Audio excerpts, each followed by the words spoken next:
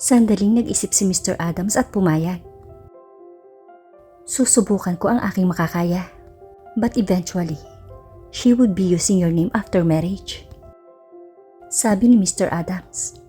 Ngunit minanghahawakan ni Ezekiel ang katotohanan na Denise Bennett ang lalabas sa bahagi ng maiden name sa kanilang sertipiko ng kasal sa halip na Sarah Adams. Dad, I love everything about Sarah, including her name. Napakahalaga nito sa akin. Maaaring si Ezekiel ay mukhang makasarili at mapilit. Ngunit ito ay isang bagay na nagpapabigat sa kanyang puso. Pinag-isipan muli ito ni Mr. Adams at iminungkahi. Kung ganun, sabihin mo sa kanya. Kung mahal ka niya, ibabalik niya ang tunay niyang pangalan. Bumakas ang kalungkutan sa mukha ni Ezekiel at sumagot. Wala akong karapatang magdemand. Sobra na ang ginawa niya sa pagbibigay sa akin ng pagkakataong patunayan ang sarili ko. Ito ang pabor na gusto ni Ezekiel kay Mr. Adams, na magbitaw ng mga salita para sa kanya. Pero natigilan siya sa sagot ng may edad na lalaki. Kung ganun, hindi mo pa siya kilala. Gagawin ni Sarah ang lahat para sa mga taong mahal niya. Lagi niyang iniisip ang kaligayahan ng iba kesa sa sarili niya. Isang matamis na ngiti ang gumuhit sa labi ni Ezekiel. Lumambot ang kanyang ekspresyon. Pero ayoko siya magsakripisyo para sa akin. Hindi ako karapat-dapat. Noong una, ang pangalan ni Ezekiel ay nagdulot lamang ng pagkabalisa sa matandang lalaki. Ngunit pagkatapos ng pahayag na ito, ang kanyang pananaw kay Ezekiel ay agad na nagbago. You deserve it most when you feel like you don't. Ito ay malinaw na ang may edad na lalaki ay handang gawin ang pabor para kay Ezekiel. Salamat, Dad. Hinding-hindi kita bibiguin sa pagkakataong ito. Sabi ni Ezekiel na determinadong ipaalam kay Sarah ang kanyang intensyon. Ezekiel, sa pagkakataong ito, sisiguraduhin kong mamamatay ka bago mo siya saktan muli. Kahit na nakaramdam si Ezekiel ng pananakot, hindi siya na-upset sa pagkakataong ito. Huwag kang mag-alala, Dad. Hindi nakagwapuhan ang habol ng mga babae kundi pera. Ang pinakamahusay na paraan para maiwasan ito ay ilagay ang lahat ng aking mga ari-arian sa kanyang pangalan. Kapag nakita ng mga babae na wala akong kayamanan, titigilan nila ang pagnanasa sa kagwapuhan ko at sasabihin nila, he's too hot but too bad. Nabubuhay siya sa pera ng kanyang asawa. Natawa si Mr. Adams. Hindi naniniwala na ang malamig na lalaki tulad ni Ezekiel ay maaaring nakakatawa. Sa tingin ko, mas gusto ko ang version mo na ito. Tumayo ang dalawa at niyakap ang isa't isa bago lumabas ng pinto. Namangha si Sarah sa mukha ng dalawang lalaki. Naging mas mahusay ang mga bagay kaysa sa inaakala ko. Nagulat din si Mrs. Adams nang makita kung gaano kakalmado ang kanyang asawa. Tila may kakaibang charm si Ezekiel. Well, matapat na gumagalaw ang mga bundok. Sabi ni Ezekiel bago muling nagtanong, pwede na ba tayong umalis? Walang dahilan si Sarah para tumanggi. Matapos ang ilang salita at yakap sa kanyang mga magulang, ay umalis na siya kasama si Ezekiel. Sa loob ng kotse, kinakabahang tinanong siya ni Ezekiel. Sarah, masyado bang mabigat na hilingin sa'yo na bawiin ang original mong pagkakakilanlan? Agad namang natigilan si Sarah. Dahil nasanay na siya sa kanyang pangalan, hindi na niya naisip na ibalik muli ang pangalang Sarah. Masyadong malaki ang kahilingang ito para tanggapin. Ezekiel, ito ay talagang mahirap para sa akin. Matapat na sabi ni Sarah at idinagdag na, noong nagpasya akong kumuha ng bagong pagkakakilanlan, hindi ko naisip na bumalik. Ngumiti ng mapait si Ezekiel. Kailangan niyang tanggapin ang bagong pagkakakilanlan nito sa halip na ipagsapalaran na mawala ang itinayo niya. Ngunit hindi pa tapos si Sarah na magsalita. Pero kung gusto mong palitan ko, depende kung paano mo ako makukumbinsi na pakasalan ka uli. Dahil hindi ko papalitan ang pangalan ko sa lalaking hindi ko asawa. Tumawa si Ezekiel at pilit itong inintindi. Ang kailangan lang niya ay maging legal muli ang pangalang Sarah. Kung magagawa kong pakasalan kang muli, kailangang mapalitan ang iyong apelido. Isang sandaling katahimikan ang namagitan sa kanila. Naramdaman ni Sarah kung gaano ito kahalaga kay Ezekiel dahil hindi ito tumitigil sa pagtawag sa kanya ng Sarah. Ezekiel, sobra-sobra na ang hinihiling mo. Nakaramdam ng guilt si Ezekiel, ngunit dahil maganda ang intensyon niya para dito, hindi niya iyon pinag-isipan. Ipinapangako ko sa iyo, Sarah, magiging sulit ang lahat kung magtitiwala kang muli sa akin.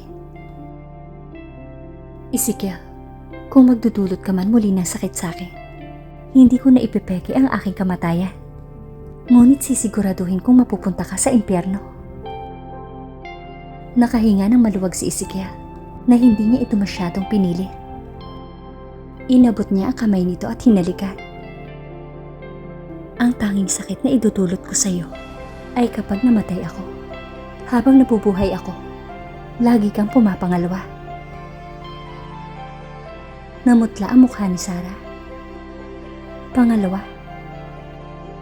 Nadismaya siya, ngunit ngumiti si Ezekiel. Ang Diyos ang nangunguna. Napanatag si Sarah na marinig ang sagot at nagtawanan silang dalawa at sakalang pinaandar ni Ezekiel ang sasakyan. Gustong-gusto ni Sarah ang side na ito ni Ezekiel. Kahit hindi niya ito binibigkas, ito ay totoo at napakasarap sa pakiramdam. Napabuntong hininga si Sarah. Mahirap tanggihan ang lalaking mahal niya. Kinabukasan, sumakay si Madison sa kotse. Habang nasa daan, gumawa siya ng isang napakahalagang tawag. Hello, maaaring ipaalam kay Miss Denise Bennett na ang CEO ng EC Group ay handang makipagkita sa kanya sa hapunan bukas. Para ba itong isang date? Tanong ng nasa kabilang linya.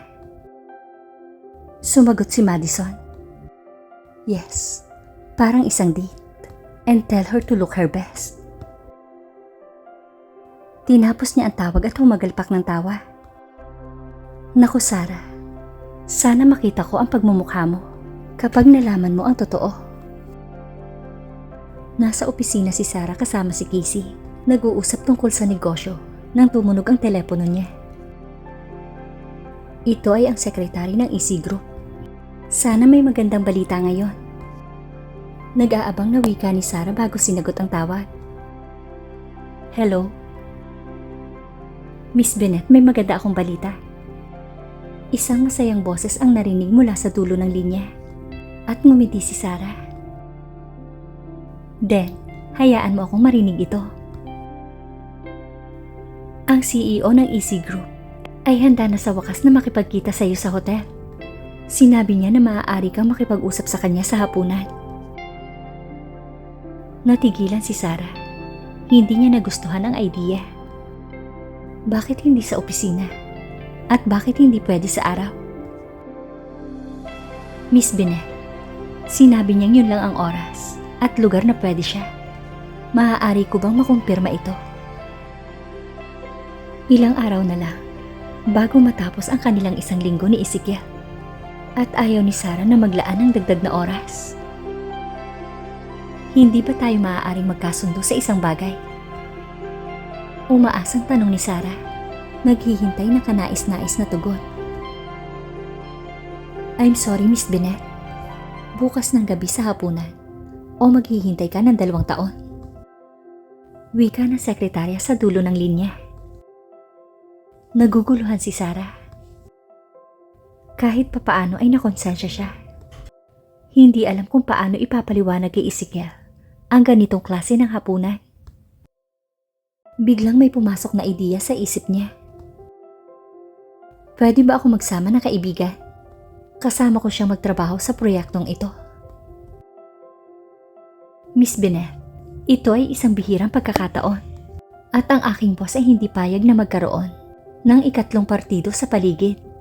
Kung seguridad ang iniisip mo, pwede kang magdala ng bodyguard.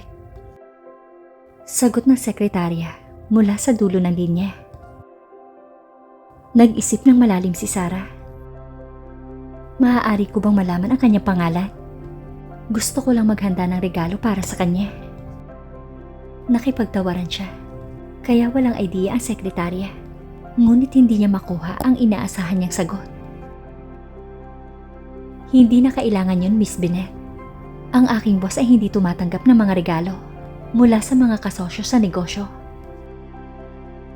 Kahit papaano, ang paggamit ng terminong kasosyo ay nagpagaan sa pakiramdam ni Sarah. Sige, mangyaring kumpirmahin ang aking appointment. Dahil aalis na ako ng opisina at hindi ko na yan magagawa ngayong gabi. Huwag kang mag-alala, Miss Bennett. Ipapadala ko ang mga detalye sa iyong email. Kung wala nang iba, ibababa ko na ang tawag. Sabi ng sekretarya bago tinapos ang tawag. Ang tagal naman niya. At bakit mukhang stress ka? Sabi ni Casey at napalunok si Sarah.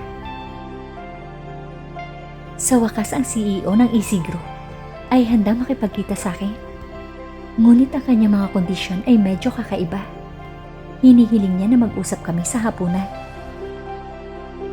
Siguro ay dahil busy siya buong araw. Isa pa, mas kailangan niya tayo kesa sa kailangan natin.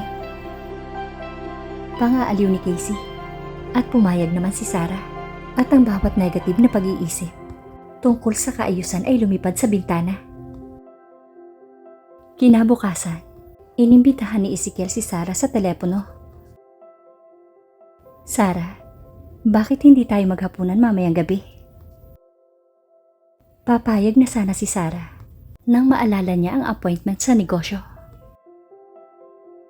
Gusto ko sana. Pero may business meeting ako ngayong gabi. Gusto ko sanang sabihin sa'yo na wag mo na akong sunduin pagkatapos ng trabaho. Ngumisi si Ezekiel at nagsalita. Pwede naman akong maging driver mo. Ezekiel, please. I promise magdadagdag ako ng isang araw para makabawi. Hindi tinanggihan ni Ezekiel ang alok. Sige, magkita na lang tayo mamayang gabi. Kapag natapos mo itong business dinner mo. Parang nagsiselos ka. Pagmamasid ni Sarah sa tono ni Ezekiel. Kahit sinong lalaki ay magsiselos kung ang kanyang asawa ay naghahapunan kasama ang ibang lalaki sa gabi, kahit na ito ay negosyo. Tugon ni Ezekiel. Pakiramdam ni Sarah ay walang magawa. I promise hindi ito ang iniisip mo. Tinrabaho ko ang isang bagay na napakahalaga. Hindi kita sinisisi. Take care. And remember, I love you. Napuno ng init ang puso ni Sarah at tumugon siya ng nakangiti. I love you too. Makalipas ang ilang oras, napakaganda ng atmosphere sa mansyon ng Senot. Kaya muling tumawag si Ezekiel at nagtanong, naghahanda ka na ba para sa date mo? Sigurado ka bang ayaw mong samahan kita? Hindi nagustuhan ni Sarah ang selo sa tono ni Ezekiel, ngunit talagang gusto niya ang secret garden na ito. Ezekiel, hindi ito date. Magkita tayo sa bahay mamaya. Ngumiti si Ezekiel at ibinaba ang tawa. Lumipas ang mga oras. At sa wakas ay tapos na si Sarah sa trabaho. Pagdating sa hotel, sinalubong siya ng receptionist at dinala siya sa pribadong silid.